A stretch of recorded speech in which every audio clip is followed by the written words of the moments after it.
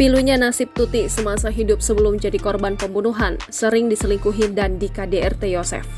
Kasus pembunuhan Tuti Suhartini dan Amalia, ibu dan anak di Subang, membuka tabir baru terkait masa lalunya. Yoris, anak kandung Tuti, membongkar tabiat asli ayahnya, Yosef Hidayat, yang kini jadi tersangka kasus pembunuhan ibu dan adiknya.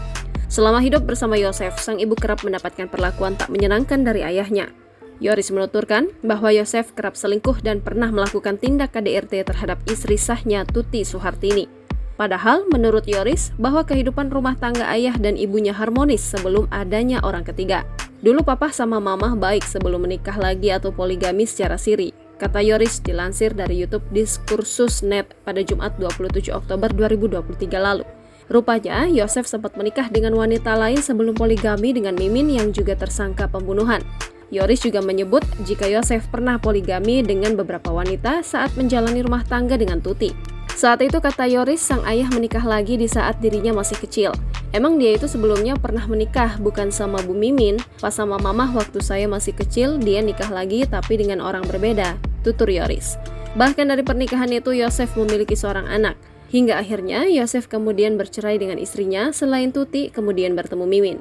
Penderitaan Tuti kian bertambah setelah Yosef menikah dengan wanita tersebut. Yosef kembali mengkhianati istrinya. Sebab Tuti pernah memergoki Yosef berboncengan dengan istri mudanya itu. Yosef kemudian menikah siri dengan Mimin yang kala itu sudah mempunyai 2 anak, yakni Abi dan Arigi. Selain cekcok, menurut Yoris, Yosef juga kerap melakukan KDRT terhadap Tuti. Selain soal istri mudanya, Yosef dan Tuti Suhartini juga sering cekcok soal uang. Bahkan menurut dia, Yosef akan mengamuk jika Tuti berani menjelekkan Mimin.